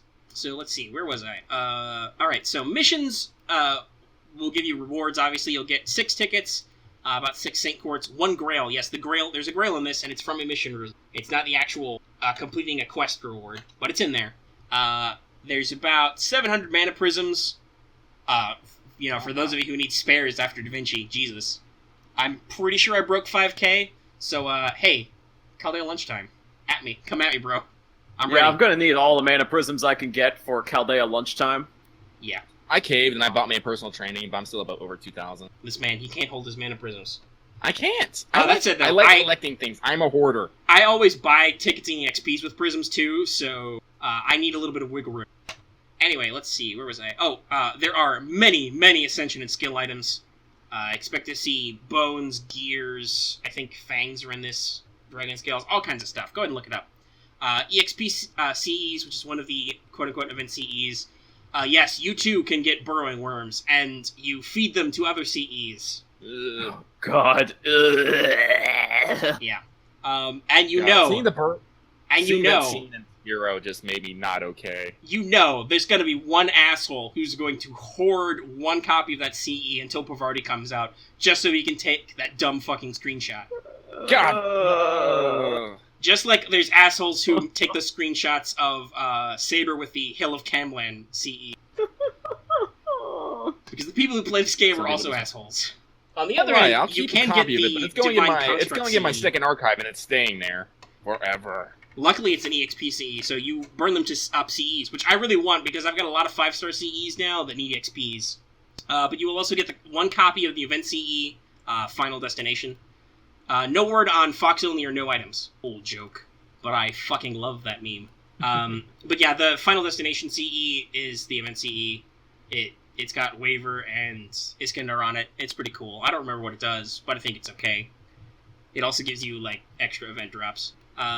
So like Garden of Order, most of the missions are to clear many quests, kill many enemies, we're talking about many, obtain many drops, 300 of each insignia and 2,000 insignias in general, I believe. You will also have to ascend Irie twice and get her to Bond 3, so once you get her, stick her in your back row. Even if she doesn't have a lot of EXPs yet, just soak up those Bond points. The event shop contains more mats, such as scales, crystals, spirit roots, pages, so hey, if you want pages, warhorse horns, more gears, fucking love that. You've also got your usuals. There's EXPs, foes, and more EXP CEs. There's about 500 more mana prisms. Excuse me. There's quartz points, there's event items, and then there's 4 copies of the event CE Final Destination, each of the 4 cavalry class shops. So yes, there is a shop for each of the 7 insignias, which each have their own rewards. You will need like 2,000 of each insignia to clear each shop. Personally, I recommend only going that nuts if you need literally everything or are a completionist who uses rainbow apples. Otherwise, remember everyone, we got 3 weeks. Yeah, you got 3 weeks. Yeah, just 3 whole weeks. Relax and get what you want. Like we said before, the second set of strengthening quests should show up in that last week, if not sooner. Play the pace you want, guys. Yeah, Honestly, I think this is probably the longest event we will ever have. Honestly. Yeah, I think so. Everything is 2 weeks. At the most, usually, and then there's some that are like 10 days, and then there's week-long events. Or even shorter, actually. The hunting quests are only 5 days. And then let's talk about the event banner, because everybody cares. Waver and Limited Istangar are on your rolling rate up. So that means that each day they'll change. One day it'll be Waver only, one day it'll be Iskandar only, one day it'll be both. So technically, now that the stats are published, double rate up days are actually better, because they're both at 0.4%, so they total up to like 0.8%, so you have an even smaller chance of rolling a non-rate up SSR. But then you're split you have a smaller chance of getting the rate up you want. Yeah. Life's a bitch. Statistics. That said, I know that people roll SSRs not on rate up, but statistically speaking, that's like a fucking miracle. That's like a 0.3% chance that'll happen, which is phenomenal. That's gotta be destiny. That's right, I'm telling you, everyone who's ever been spooked with a different SSR that's not on the rate up when you've been rolling on a banner, that was destiny. That servant is your friend forever. Meant to be. The servant chooses the master. That's actually I true. want Arjuna to be my destiny. Well, he wants you to be his destiny. He's gonna be tuning at you. Anyway, everybody but I should say this. Emiya Assassin and 100 Persona Hassan are also on rate up. Everybody but Iskandar is permanent, so yes, your Emiya Assassin will be able to spook you later, and 100 Face / 100 Persona Hassan will be in the friend point gacha, where you will eventually roll all the copies of them you need, ever. Like, honestly, I like Iskandar, I really want him, but with just things coming up, I just have to pass this. Yeah, listen, I like Iskandar. If you were to build a list of my top favorite historical people, Alexander the Great's probably number 1. Hey, guess what? Joan of Arc and George Washington are also on that list. So just give me old Georgie boy DW, and then we'll have a complete trinity. Yes, the missing piece of the Trinity. And then Omega's life will be fulfilled. But I'm also probably not going to do more than throw tickets at this. Because as a servant, I mean, sure, he's cool, he's huge. He has a giant sword, he rides on a chariot. But I'm okay not having my own personal relationship with Iskandar, you know? Because Zero's this whole big thing he has with Waver. I feel like that's a very complete story. I don't necessarily need to jump into that. So But I'm okay not hey, knowing him. if you feel But the I like need him. for a beat stick in your life, that's what Iskandar does. Yeah, He's hey, a beat guess what? stick, Ryder, and he does Busters. nothing else. He has a Buster Up and a Charisma, I think. So Yes, he has a Charisma, a Buster Up with a critical Star Drop Up, Gather Up, and a NP Strength Up, and that's all he has. Yeah, he's a beat stick. Yeah, he's just Yeah, I do damage. I do damage real That good. seems real good. And I'm assuming that his NP then is multi-hit, which means he will actually drop some stars. Which he will Yes, I vacuum think up. that's the assumption. Yes. Which, because he is a writer, It's he will like then 8 hits. suck up. So He'll just slurp up those stars. Because that's what writers do. They steal your stars. So let's talk about the CEs. There will be several in this. The banner will specifically have a rate-up on the SSR Before Awakening, the SSR Volumen Hydrogyrum, try saying that 3 times fast, the SR Young Maiden Ignorant of Love, and the rare Self-Gia Scroll CEs, all of which are permanent, but do have a bonus during the event. I love that these are permanent. Oh, absolutely. Like, especially Volume and Hydrogyrum. Like, try remembering that name. You will, because it's one of the best CEs in the game. What's it do? I don't know. 3 It hits of gives you invincibility. 3 times invincibility. Holy shit. Yeah. Also, now that this is the important part, but it does also give you a flat, like, plus 200 to 300 damage. Oh, wow. So, it's real good. Basically, stick it on Coup Alter and you win the game. Yeah, hey, guess what? I actually am invincible. 3 hits invincibility, then I can turn on a 3 hits evade, and then I have a guts. And is And the then enemy if you... still here? Oh, well, no. You can't stick his Bondcraft essence on, that's too bad. But still, yeah, he'd be actually invincible. You'd be reenacting America. Oh, God. Yeah, we talked about that. I don't know how invincible he is. The first time he showed up in story, like, they were like, oh shit, he survived Vasavi Shakti. I just beat him up with Mordred for like 5 minutes. As I said, as I said here, every time I fought him, he died because he took Shisho's spear to the chest. Yeah. Which canonically is not how that works. Literally, that fight happens, and that's not how it turned out. Anyway, I'm also really hyped for Before Awakening, aka the Super Kirei CE. Super cute. Because it gives you 8 to 10% defense up, like Kirei abs, and then also each of the Black Key effects. It ups your quick arts and buster by 8 to 10%. So Isn't it beautiful? It's pretty cool. Like I said, it's the Super Kirei. It's the extra almost abs. poetic, really. They took all the Kyrie cards and they made them into one Super Kyrie. And I don't remember God. what does Young Maiden Got Ignorant tight! of Love do. Yeah, I said he was Kirei Shin Nikado. Kirei. Now I just need to see like a Kyrie robo transformation scene. There's got to be a robot Kirei around there somewhere. Actually, Young Maiden Ignorant of Love is also pretty good. Yes. Charges your NP gauge by 4% each turn, increase your quick card effectiveness by 10%. You see what I did in JP as I stuck this on Dante's, and I was like, yay, now he gains like 8 per turn, and he has a quick boost. Awesome! Oh, that Hey. sounds great. Well, we know a guy who really loves Dantes. He has gone whole hog on his edgelord. So hey, Audimus, if It's you're great listening, too because he also went whole hog on Amakusa too. He like keeps them together. I think it's great. Yeah, he uses Amakusa to feed Dante's stars. Yeah. While I'm looking it up, what does Self-Chaos Scroll do? Well, it increases stun rate by 12%. So it does That's what it fucking does. nothing. Yeah. It's a rare, so no. It's also, like a lot of events, it's the 1 CE they give you for free. Like, you clear the first quest, they give you the 3-star. But yeah, so mostly you'll be using Self-Chaos Scroll to increase your insignia drops by 1. So yeah, that's Fate Zero. I hope the story's good. I know a little bit about it, but I'm interested in actually reading it in the English. Yeah, I said, well, Urabuchi's writing it, so It'll be it's true gonna have form, something at in it. least. It's gonna be some. But it's tame Urabuchi, so it's gotta have that happy ending. Yeah. That's okay, this is FGO. We can work for that happy ending. Right. I don't think any of us were. Just it's let okay, that one Lucky. settle. Yeah, this is not Anime Power Hour. This is not we cry for an hour, literally. which is what always happens, because we talk about emotionally devastating shit. Alright. So, yeah, that's actually most of our main topics. I don't think we'll necessarily have to split this into 2 parts, because we're only at about an hour and a half. Whee! And we've wrapped up most of our talking points. Voice, do you think you said most of what you want to say, other than some of the closing thoughts we have? Pretty much. I didn't really have a ton to say about the this event itself coming up, other than it's damn long, and it's keeping me from Rashomon! Yeah, we'll talk about that a little at the end. Yeah, like, honestly, like I said this earlier, but I'm okay with that, because I want that time so I can build up some quartz, get those tickets, and, like, recover from Jalter, because I want me my lewd lolly. Like... He wants his tiny... Absolutely, I want. Because at least Shuten, I'll say this. You've been seeing a lot of, like, beat sticks lately with, like, Kualter, Jalter, Iskandar. But no, Shuten is the exact opposite. She is not a beat stick. She is meant to tamper with the enemy very intricately by giving them all the debuffs. Yep, debuff queen. Oh, you get a debuff, and you get a debuff, everybody gets a debuff. Hey-o. And then, like you said earlier, Voice, didn't you say, like, Russia was, like, your favorite event ever?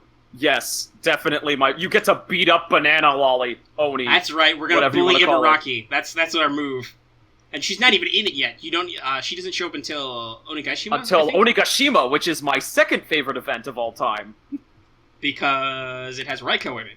Yes, it has Raiko and Ibaraki and really good CEs. That's right, it does, doesn't it? I think I've heard some people talking about Onigashima. But yeah, no, we got some fun events coming up.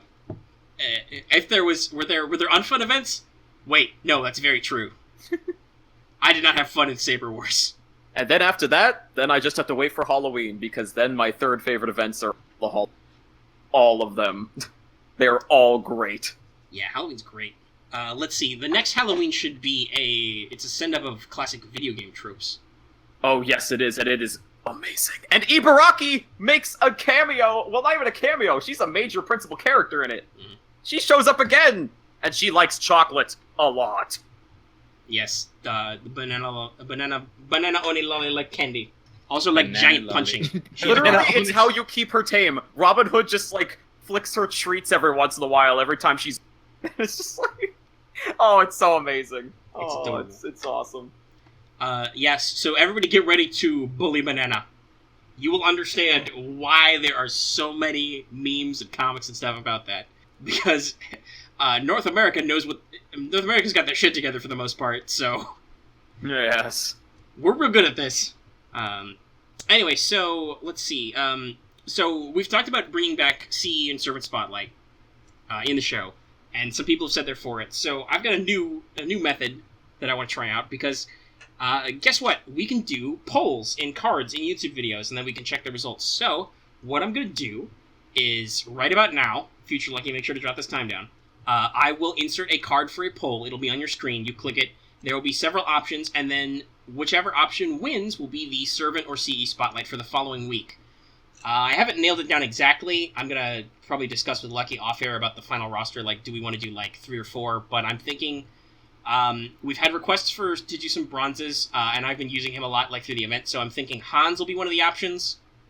I also got a request to talk about Drake a little bit, which, Drake's got some significance as far as being a 5-star rider. She's pretty critical for, like, 3-turn farming strats. And also, because she did just come out, and because I know some people are not necessarily sure of what they're doing, we also want to consider doing a Servant Spotlight on John Alter. And I say people don't necessarily know what they're doing because I see a lot of people who have very high-level Dragon Witch and Ephemeral Dream and not necessarily high-level self-modification. And I know both from Omega. That skill's weak. What does it even do? Critical strength up? I don't need that. Just picture me staring into it. Trust me, I know. I put it to level 10, guys. I'm not joking around. It's real fucking good. It makes John Alter. Oh, sure, you want an NP steroid. Sure, that's great. Do, like, 40k damage. Or you could crit with a multi-hit buster. And do, I don't even know, but it's a fucking lot of damage. It's a lot. Yeah, so we might do that, and we'll see. We'll just see how the poll shapes out. I'll nail that down with Lucky. It'll be in the video. Okay. And then let's move on to Meme of the Week. This first part is suggested by our lovely voice man, so you go ahead and read it. You're probably going to Oh, yes. Hashtag Save for Jalter is dead! The banner is gone forever. It's time for hashtag Save for Da Vinci and hashtag Gib Canis. Yeah, that was my addition. I've been getting people to say this. Hashtag Save for Da Vinci, because that's happening. She'll be released with the first anniversary event, which is, I guess, a couple of months out, month and a half, however you want to put it, because there's half of this month and the next month, something like that. But she's coming up as a limited, and I had a lot of fun using her in the Da Vinci event, both her in battle and out of battle actions and antics, Leonardo punch, just being adorable. Also, that skirt and boots length. So yeah, but hashtag Gib Canis is just something I've been saying because, seriously guys, Gib Canis. Where is she? She is the aesthetic. She is coming. She is coming. I'm really hoping, since Anastasia's not even a story lock, that they will also be generous with Canis, but I don't want to get my hopes up. So don't let the desire sensor get you. Well, don't Watch, she's limited. Don't let Delightworks hear about their plan to steal my wallet in 2 years. Like I said, I'm hopeful. All right, so Anastasia's not limited. She's not story locked. She's just out there. I'm hoping they'll be kind, because I think there are less hyped servants which will appear alongside Canis, who maybe are better suited for a limited or story lock run, like Ivan was for the first Lost Belt. So I'm hopeful, but at the same time, Skahak was a key visual character also for the original Part 1 story, so yeah. And also a Lancer. Yeah. Thonking intensifies. But hopefully, only the summer Tamamo has been limited, so hopefully Lucky will be alright, and the Assassin Tamamo will just be out there eventually. I need to get more figures for my Tamamo shrine. Yeah, because your shrine didn't work the first time. Yeah. Spending more money worked. Alright, Lucky, you wrote this down, and I've been talking for forever. You read master feedback. Alright, so this is a bit more of a serious note, because recently we have been getting requests for us to add more interesting visuals to the show, and truthfully, I'm down to clown with that idea. I do know a little bit about video editing and whatnot. I have taken a few classes. I know how the software works. Unfortunately, that takes a real-world investment in the amounts of time and a bit of money at the end. Like, for every 1 minute of audio, just consider it would take at least 10 minutes of work of adding video. So shows that take us this whole podcast, which takes record ends up usually around an hour. Yeah, multiply that by 10, and that's how much work and effort I have to make it interesting, not make it just a static slideshow. Which theoretically we can do now, but it's also a huge pain in the ass. It's also a huge pain in the ass, and honestly, it's not that interesting. Yes, the image would change every so often to maybe something relevant, but that's still not engaging. That's the thing. When you want to add visual elements, you want to make them something that draws the person's attention to the screen, not just an image. So that would require adding and recording assets, finding assets, transitions, memes. I might have to draw something, all that stuff. And as I said, we appreciate every single one of you. We really do. We love that you listen to us. We love that. But as we are right now, I can't justify spending the time into doing it until maybe we have a production cost. So right now our Patreon we're making a little bit in our Patreon. If I can get guys you guys to chip in a bit more for that, I will take that as a sign that yes, you guys want to start seeing that higher production, and with that additional funds, I can justify spending time that I would usually be doing for other things and putting that into the video. It's I don't mind putting my time into it, but I work a full-time job as is. I'm putting in 30 to 40 hours a week. I come home, I pass the fuck out. I work only 4 days, but they're 10-hour days. Also, you work. So I come. Yeah, and I work at night. So I come home, pass out, I do that for a few days, and then I get up, I do all most of my art and stuff is done during my weekend. So I have a little more free time than Lucky, but my grasp of the video effect is not as good as him, so that means you have to factor in that I'd have to learn how to do it. Yeah. Which I've done a lot for. I learned how to edit audio, I learned how to do simple video stuff, but still, like, if you want to improve, I would also need incentive to be like, okay, I need to dedicate time to learning this instead of, say, just making more videos, because that's what I do with a decent chunk of my time. Is I either am directly working on video stuff for the channel, I'm programming the channel, or I'm working on stuff that will eventually come up in the channel. Or, you know, even then I play FGO a decent amount. But some of that is video. Some of that's channel time, some of that's downtime. Yeah, that's why there's like a big discrepancy in like the content we get, because, like I said, I'm working, Omega's making other videos. That's why you hear from me a lot, is because kind of that thing. Lucky's usually busy. Yeah. Like, if I'm recording a news video, guess what? If it's the middle of the week, Lucky's either asleep or at work, probably. And by the way, Voice, like, how long does it usually take you to like come out with a video, like production time? Oh, well, see, that depends on the length I have in mind for the video. That depends on the types of visuals I have in mind for the video. For example, something like the Edmond Dantes video. That's like an average length video, I'd say. That was like 13 minutes, like on the dot. That took, I'd say, just the visuals alone took about a few hours every day for a week. Like, I had to devote, and sometimes it even took I even would take 5 to 7 hours at a shot working on the visuals straight for that one. Yeah. It can get intense, especially because with that you are definitely syncing up the visuals to the audio, so you want every beat to count. You really don't want it to slow down unless there's no point in making it visually interesting, because it's already interesting given the fact that what you're saying is more important than any visual. But that's up to you to decide as the content creator. But then I would make my Jalter video, which was 3 to 5 minutes long. But I already knew, I was like, this is going to have really simple visuals, because this is all about what I have to say. This is not about making super intense visual. But I still needed something to put in the background that would be visually pleasing.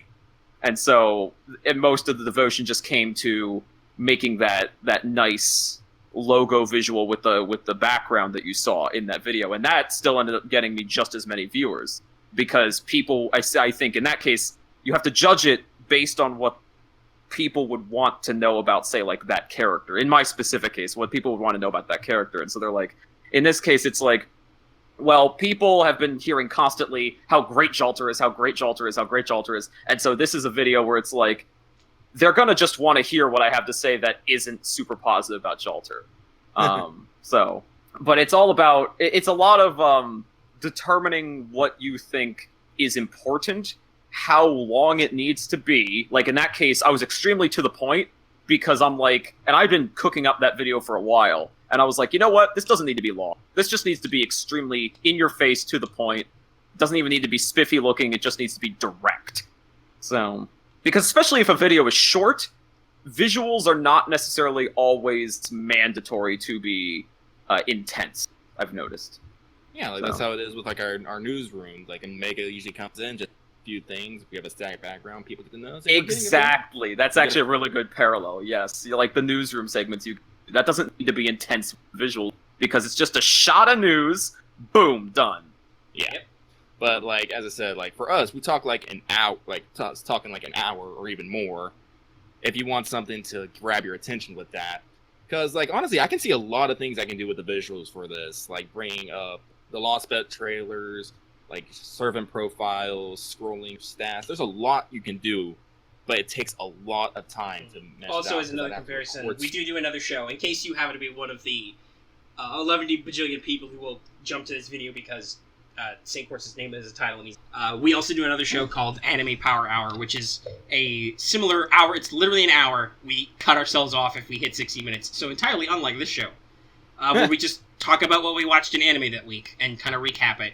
So if we could easily, if we wanted to add a whole bunch more production time to it, we could put together visuals based on, the episode. We could play, an episode trailer, a preview of the episode. We could show images of characters and stuff. We could maybe even show important scenes when we talk about them.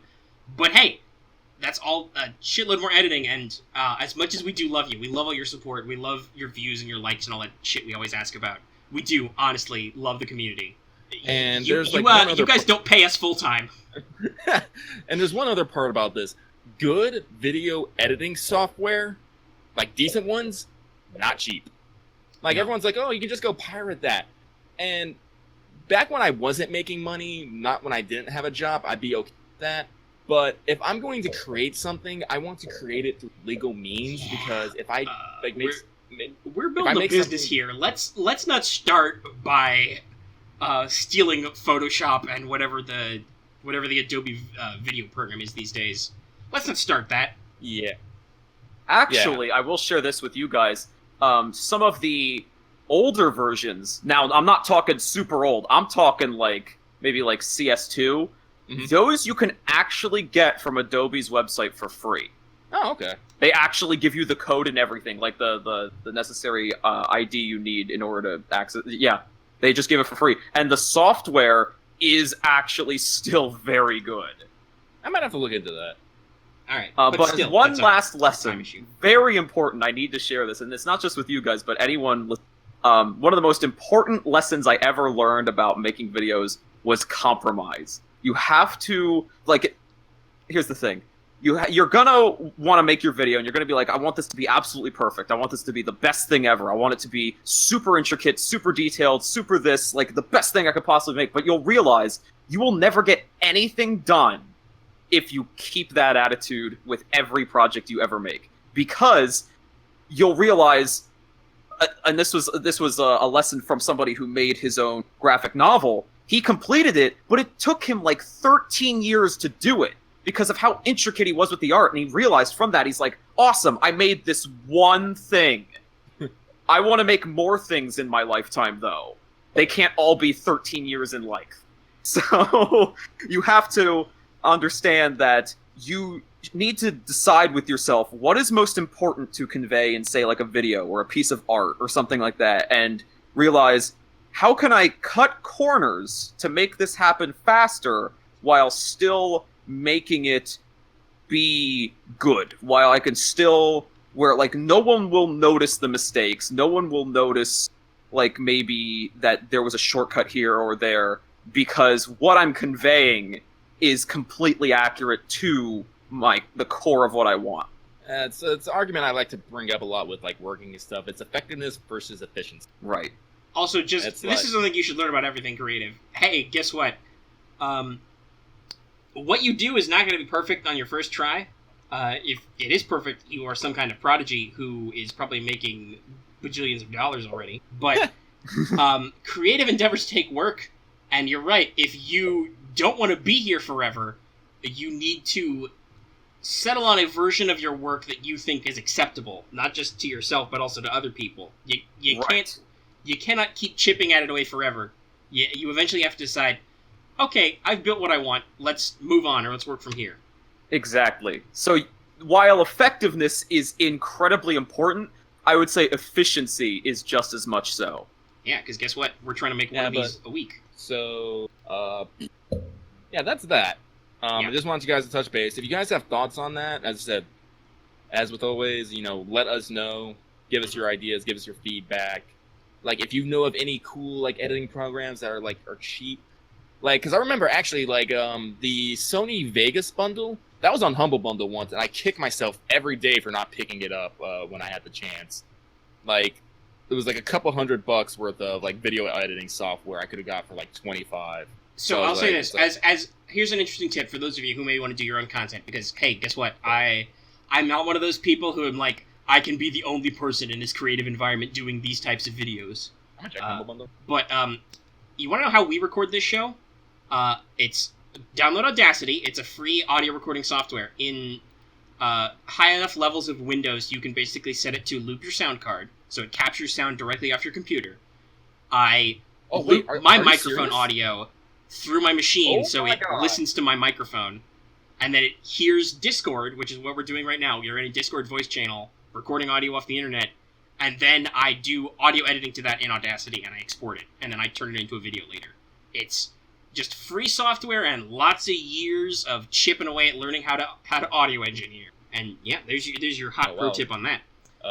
Okay, so I just checked the Humble Bundle, and apparently Vegas Pro 15 edited. All right, so maybe we'll get started on that a little bit more. But like I said, as much as we love you, you guys do not pay us full time, so consider giving to the Patreon. And that's a key thing to remember. If you're not getting paid, like, even part-time for this, there's gotta be definitely compromise. Yeah, no, listen, we'd love to do this full-time, but that means we need to be paid slightly proportionally, at least, like, part-time payment. So, consider supporting us on Patreon. If you can't do that, just sub and get our stuff out there so more people sub, because once we get over that magic 1,000 number, thanks YouTube, we haven't already had to do this dance once, but once we get over that 1,000 number, we can reapply to be monetized, and hopefully by then we make a decent amount of money. Also consider buying shirts.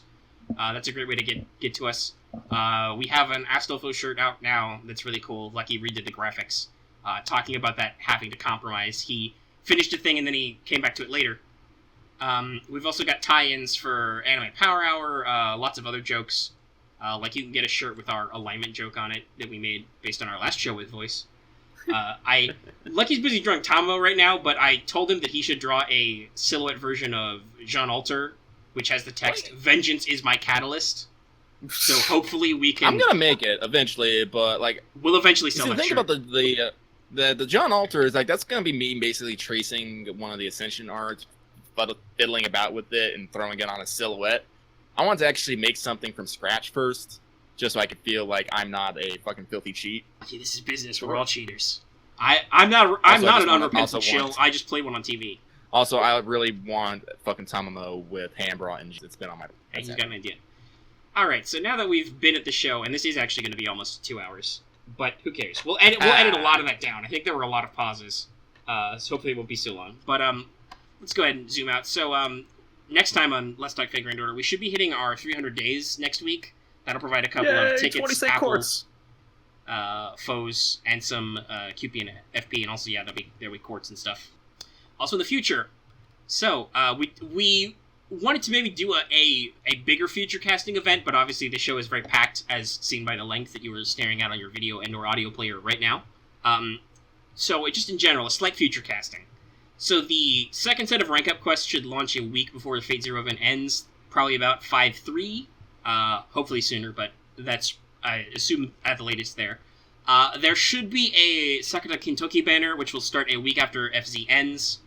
So that should be about 5/17 and runs for a week. That is a lead-in to Rashomon, which should begin 5 days after Kintoki, so it won't start until around, 5/22, and then runs for 2 weeks, so about 6/6. And do remember, as we discussed, the Rashomon event includes the Shutendoji banner. So there's your 5 minutes future cast. Everything you need to know about the end of this month and the upcoming next month. So, we're at the end.